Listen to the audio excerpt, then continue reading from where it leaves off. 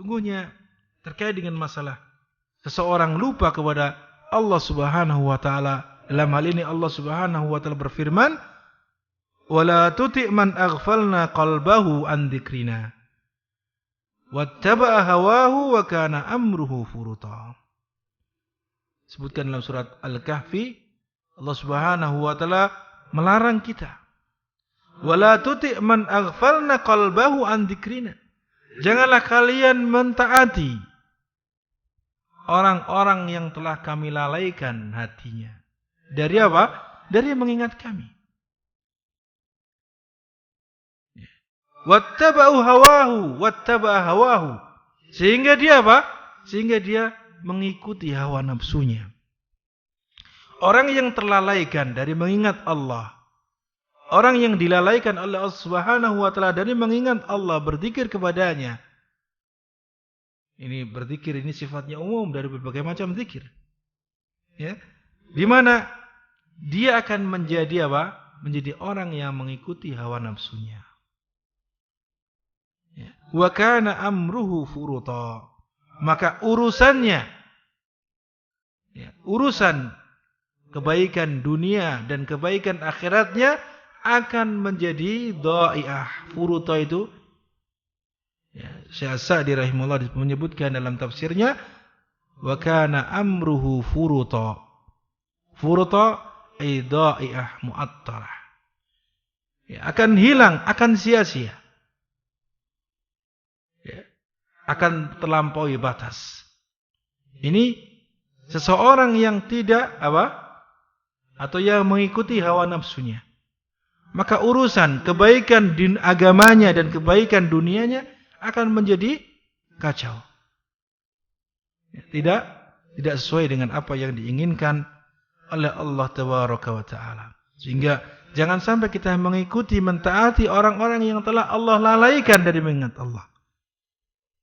Ini ayat ini sebelumnya kita dianjurkan agar kita mengikuti orang-orang yang soleh di kalangan para nabi dan para sahabat-sahabat Rasulullah SAW yang mereka betul-betul ya berzikir kepada Allah, mengingat Allah, dan kita dilarang mengikuti orang-orang yang telah Allah lupakan hatinya, telah Allah lalaikan hatinya sehingga mereka mengikuti hawa nafsunya, sehingga menjadikan mereka binasa. Ya, karena dia memperturutkan hawa nafsunya. Apa yang diinginkan oleh keinginan hawa nafsu, dia tidak peduli. Apakah itu dilarang dalam syariat?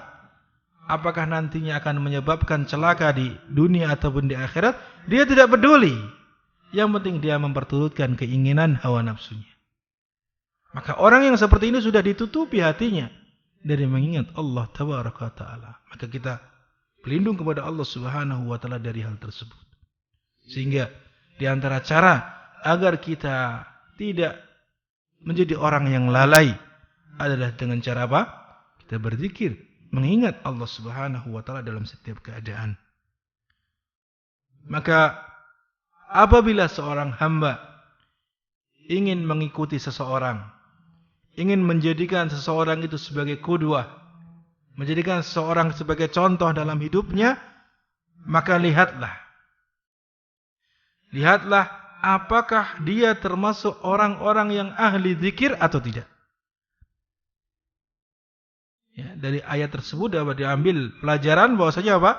Hendaknya ketika kita ingin menjadikan seseorang sebagai contoh bagi kita, sebagai qudwah, ya, bagi kita atau orang yang diikuti, maka kita lihat apakah dia ahli zikir atau tidak. Senantiasa senang untuk mengingat Allah atau tidak. Zikir di sini tidak hanya sebatas zikir lisan. Zikir dalam berbagai macam cara. Anggota badan ataupun lisan ataupun hati. Nanti akan kita sebutkan tentang berbagai macam cara zikir. Mana yang utama? Bahkan Syekh Muhammad bin Shalih Al-Utsaimin rahimahullah menyebutkan bahwasanya zikir itu 3 macam. Di antaranya adalah zikir dengan hati. Itu dengan kita bertafakkur, mentadabburi ayat-ayat Allah, baik itu yang syar'iyyah ataupun kauniyah. Itu dengan hati. Ya. Kemudian zikir dengan lisan. Kita menyebut tahlil, tahmid, tasbih. Ya, itu tidak, zikir adalah dengan lisan, membaca Al-Quran dan seterusnya. Kemudian zikir dengan anggota badan. Antum menghadiri majelis ilmu ini termasuk bagian zikir dengan anggota badan. Karena apa? Kita membutuhkan gerakan. Berjalan kaki menuju majelis ilmu. Membutuhkan pendengaran untuk mendengarkan. Membutuhkan akal untuk mencerna, memahami. Ini anggota badan. Butuh ya, alat tangan untuk menulis dan seterusnya. Ini tidak lain adalah zikir dengan anggota badan. Demikian pula melaksanakan salat, ibadah haji, umrah dan seterusnya, itu bagian dari zikir dengan anggota badan. Maksudnya lagi, ini sifatnya luas zikir itu. Jadi barang siapa yang ingin menjadikan seseorang sebagai contoh yang akan dia ikuti, maka lihat apakah dia ahli zikir atau tidak. Ahli zikir mencakup keseluruhan tadi. Atau apakah dia termasuk orang-orang yang lalai. Maka ya, kita bisa melihat dua bagian ini. Apakah dia termasuk orang-orang yang suka berzikir, mengingat Allah dengan hatinya, lisannya, ataupun anggota badannya, ataukah dia orang-orang yang lalai dari hal itu. Ketika dia menghukumi apakah dengan hawa nafsunya, ataukah dengan wahyu Allah. Ya, maka apabila seorang yang menghukumi dengan hawa nafsunya, maka dia termasuk orang-orang yang lalai. Adapun orang-orang yang menghukumi dengan wahyu, maka dia termasuk bagian dari orang-orang yang berzikir kepada Allah Subhanahu wa taala. Maka orang-orang yang lalai tadi, perkaranya, urusannya, maka akan menjadi kacau. Ya, melampaui batas. Urusan dunia dan akhiratnya akan menjadi tidak sesuai dengan apa yang diinginkan oleh Allah dan Rasulnya. Ya, wa kana amruhu furuta. Maka jangan diikuti orang yang seperti ini. Jangan diikuti, jangan dijadikan sebagai contoh. Karena orang yang seperti ini tidak lain akan mengarahkan kepada kita kepada kebinasaan. Mengarahkan kepada kita kepada kecelakaan. Baik itu di dunia ataupun di akhirat. Ini ikhwatul iman, azinallahu wa iyyakum, tentang apa-apa yang disebutkan di dalam hadis-hadis Rasulullah SAW tentang zikir, ya, dari keutamaan-keutamaan. Dan juga peringatan Allah Subhanahu wa taala agar kita tidak mengikuti orang-orang yang lupa, orang-orang yang lalai sehingga mereka mengikuti hawa nafsunya. Selanjutnya adalah anwa'udz dzikir. Macam-macam zikir. Kalau tadi kita sebutkan 3 poin atau 3 macam zikir dari Syekh Muhammad bin Shalih Al-Utsaimin, di mana zikir itu terbagi menjadi 3 dari sisi apa? Dari sisi yang melakukan dari anggota badan kita. Itu hati dan lisan, kemudian dengan anggota badan.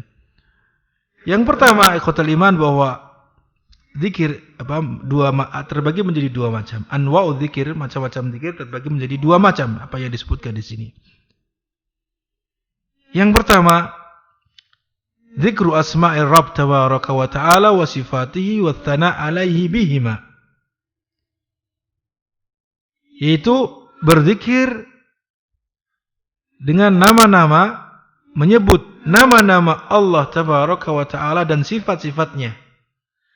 Memujinya, memuji keduanya, artinya nama dan sifat Allah. Kemudian apa? Wa tanzihuhu wa taqdisuhu amma la yaliku bihi tabaraka wa ta'ala. Kita membersihkan, mensucikan nama-nama dan sifat-sifat tersebut dari apa-apa yang tidak layak. Apa-apa yang tidak layak bagi Allah tabaraka wa ta'ala. Jangan sampai kita menyamakan antara Allah dan makhluknya dari nama dan sifat. Karena ketika kita menyamakan antara Allah dan makhluknya, berarti ini kita telah melakukan apa? Sesuatu yang tidak layak bagi Allah. Maka di antara bentuk zikir kepada Allah kita menyebutkan nama-nama Allah dan sifatnya, ya, menyebutkan nama-nama Allah dan sifatnya, kemudian kita memujinya dan kita mensucikan, membersihkan dari sifat-sifat yang tidak layak baginya. Ini macam yang pertama. Di mana poin ini, bagian yang ini terbagi menjadi dua macam. Terbagi menjadi dua bagian. Yang pertama adalah insya'ud tsana alaihi biha minadz dzakir. Kita merangkai, ya, atau membuat kalimat-kalimat yang bentuknya zikir, bentuknya pujian. Bentuknya apa? Pujian yang yang berasal dari orang yang berzikir tersebut. Nah, tentunya ini adalah bentuk-bentuk pujian tidak lain mengikuti contoh Rasulullah sallallahu alaihi wasallam. Banyak disebutkan lafaz-lafaz yang di situ bentuknya adalah memuji Allah tabaraka wa taala. Dan disebutkan di sini adalah di antara seafdal bentuk, seafdal apa? Ya. Zikir yang berbentuk kita menyebutkan kalimat yang di situ adalah pujian kepada Allah adalah subhanallahi wa bihamdihi adada khalqihi, ya, wa ridha nafsihi wa zinata arsyihi wa midada kalimatih. Ini yang disebutkan di sini bahwasanya di antara yang paling utama dan yang mengumpulkan di antara zikir-zikir atau bentuk-bentuk pujian adalah kalimat tadi. Di antara contohnya adalah apa? Subhanallahi wa bihamdihi, ya, adada khalqihi wa ridha nafsihi wa zinata arsyihi wa midada kalimatih. Ini yang disebutkan zikir yang paling utama. Bentuk lafaz zikir yang utama yang terkumpul di dalamnya pujian-pujian kepada Allah Subhanahu wa taala. Subhanallahi wa bihamdihi. Maha suci Allah dengan segala pujian baginya. Ya, adada khalqih, sebanyak jumlah makhluknya. Wa ridha nafsihi, dan juga keridhaan diri Allah Subhanahu wa taala. Ya. Wa zinata arsy, dan apa? Dan zinata arsy, keindahan apa? Keindahan arsy-Nya. Wa midada kalimati, dan sebanyak kalimat-kalimat Allah tabaraka wa taala. Ini adalah seafdal zikir yang terkumpul di dalamnya apa? Berbagai macam pujian kepada Allah Subhanahu wa taala. Ini menurut apa yang disebutkan dalam kitab ini. Maka akhwati billah azanillahu yakum, kita melakukan zikir-zikir yang dicontohkan oleh Rasulullah SAW. Ini diantaranya, dan ini disunnahkan kita menyebutnya di pagi hari berapa? Tiga kali ketika kita pagi dan juga di sore hari. Ya, subhanallahi wa bihamdihi adada khalqihi wa ridha nafsi wa zinata arsyihi wa midada kalimati. Ketika pagi hari 3 kali. Kemudian di sore hari berapa? 3 kali. Ini termasuk bagian dari zikir pagi dan petang. Ini bagian yang pertama dari apa? Macam yang pertama tadi. Kemudian yang kedua, al-khabar 'anir Rabb ta'ala bi ahkami asma'ihi wa sifatih. Kita mengkhabarkan, menyebutkan tentang informasi dari apa? Tentang Allah tabaraka wa ta'ala dengan hukum-hukum dari yang terkait dengan nama dan sifat Allah Subhanahu wa ta'ala. Kalau tadi kita merangkai kalimat, yang mana rangkaian kalimat ini sudah ada contohnya dari Rasulullah dengan menyebut subhanallahi wa bihamdi, subhanallahil azim, dan seterusnya dari bentuk-bentuk zikir. Adapun yang kedua, kita apa? Kita mengungkap apa-apa yang terkait dengan nama-nama Allah dan sifat-sifat Allah Subhanahu wa taala dari apa? Dari hukum. Jadi contohnya dalam masa ini kita apa? Menyebutkan Allah Azza wa Jalla yasma' aswata ibadih. Bahwasanya Allah Subhanahu wa taala mendengar apa? Mendengar suara hambanya. Ini diantara hukum dari apa yang diambil daripada sifat Allah Subhanahu wa taala. atau nama Allah Subhanahu wa taala, Allah Subhanahu wa taala Sami'un Alim. Allah Maha mendengar. Berarti Allah memiliki sifat apa? Memiliki sifat pendengaran, ya kan? Memiliki sifat mendengar. Karena Allah Maha mendengar. Kemudian kalau begitu kita harus memahami apa maksud daripada Allah Maha mendengar ini. Secara hukum kita memahami bahwasanya apa? Allah mendengar suara hambanya. Allah Maha mendengar suara hambanya. Walaupun kita hanya mungkin terbetik atau mungkin hanya apa? Kita bisik-bisik saja, maka Allah Subhanahu wa taala mendengar apa yang kita bisikkan. Allah Subhanahu wa taala mendengar apa yang kita bisikkan. Di antara buktinya bahwasanya ketika Nabi Zakaria berdoa kepada Allah Subhanahu wa taala dengan suara yang lirih, Allah mendengarkan apa? Doanya. Allah Maha mendengar apa yang disuarakan oleh hambanya. Kemudian akibati fillah azanallahu yakun, dari macam yang kedua ini yang paling utama adalah as-sana alaihi bima asna bihi ala nafsi wa bima asna bihi alaihi Rasulullah sallallahu alaihi wasallam min ghairi tahrif wala ta'til wa min ghairi tasbih wala tamsil. Di mana yang paling utama dari poin yang kedua ini adalah kita memuji Allah dengan apa-apa yang Allah puji dengannya terhadap dirinya sendiri, yang telah Allah sebutkan dalam Al-Quran. Demikian pula apa-apa yang Rasulullah SAW memujinya, yaitu yang disebutkan dalam hadis-hadis Rasulullah. Maka ketika kita ingin memuji Allah Subhanahu wa taala dengan nama-nama dan sifat-sifatnya, maka kita mencukupkan dengan apa yang disebutkan oleh Allah dalam Al-Quran dan apa yang disebutkan oleh Rasulullah dalam hadis Rasulullah sallallahu alaihi wasallam, tanpa kita merubah-rubah maknanya. Tidak pula kita menafikan hal tersebut. Ya. Kemudian yang kedua, tanpa kita menyerupakan hal itu kepada sifat-sifat atau nama-nama makhluk, ataupun kita tanpa menyerupakan. Ini terkait dengan masalah poin yang kedua. Terkait dengan masalah apa? Terkait dengan masalah pujian kepada Allah Subhanahu wa taala dengan menyebut nama-nama dan sifat-sifat Allah Subhanahu wa taala, yaitu dengan dua cara. Cara yang pertama adalah dengan merangkai kalimat-kalimat yang berbentuk pujian, dan ini adalah kita mencontoh apa yang disebutkan oleh Rasulullah SAW. Kemudian yang kedua adalah kita menyebutkan hukum-hukum terkait dengan nama dan sifat tersebut tanpa kita merubah maknanya, merubah kandungannya, ataupun kita menafikan secara mutlak dan seterusnya. Yang diungkapkan dengan wala tahrif, wala ta'til, wala tasbih, wala tamsil, wala taqif, wala tamsil, wala taqif. Ini. Kemudian ahibati fillah azanallahu wa iyyakum. Di dalam pujian yang seperti ini, di sana ada ungkapan, ada hamdun, ada thana, ada majid. Ini semuanya bentuk pujian. Semuanya bentuk pujian. Hamdun. Kita baca alhamdulillah, ya kan? Itu hamd, pujian.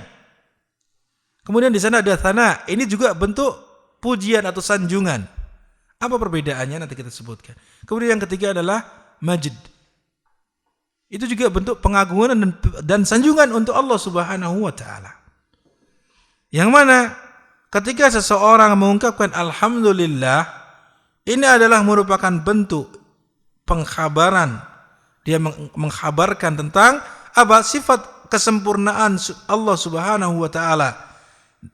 Ya, bersama kecintaan kepadanya dan ridho kepada Allah Subhanahu wa taala. Ini yang pertama.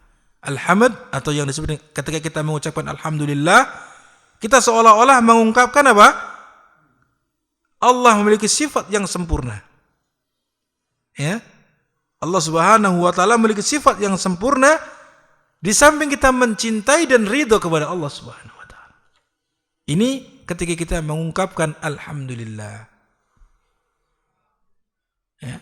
Jadi ketika kita mengungkapkan alhamdulillah, bukan hanya sebatas kita bentuk seolah-olah kita hanya ketika mendapatkan nikmat kemudian alhamdulillah.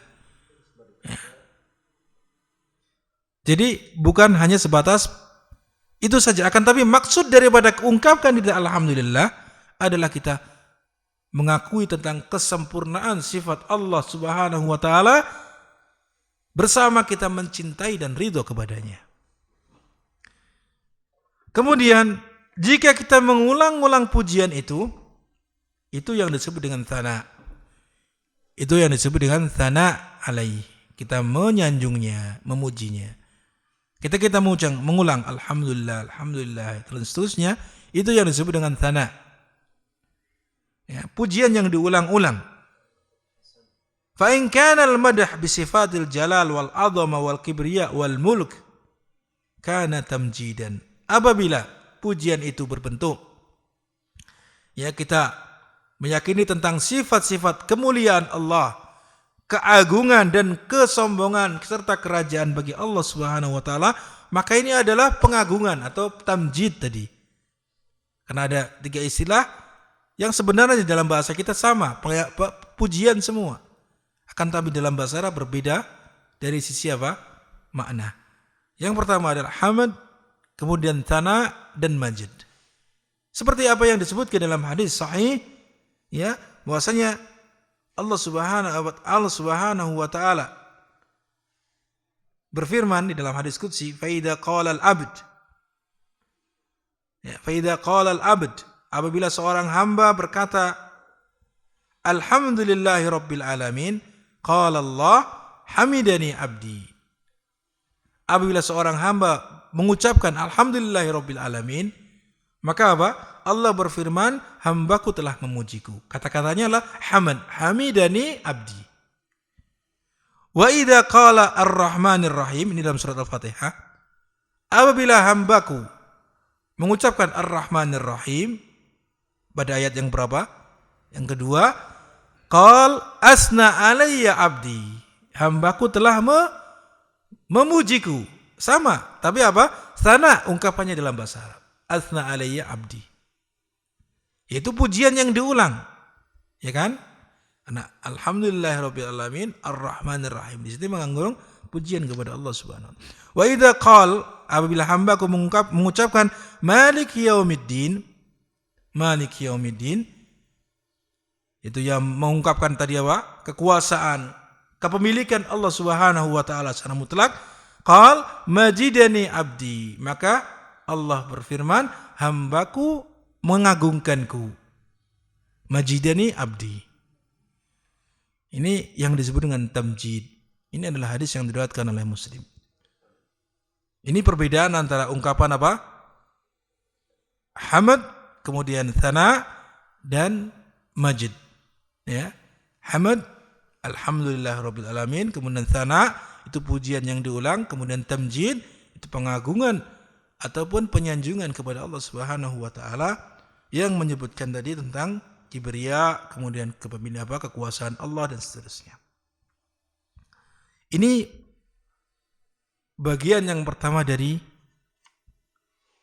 macam-macam zikir yang disebutkan dalam kitab Al-Wabil As-Sayyib. Macam yang kedua insyaallah kita akan sebutkan pada pertemuan yang akan datang biidznillah taala. Kita cukupkan sampai di sini. Subhanakallahumma wa bihamdika asyhadu an la ilaha illa anta astaghfiruka wa atubu ilaik. Assalamualaikum warahmatullahi wabarakatuh.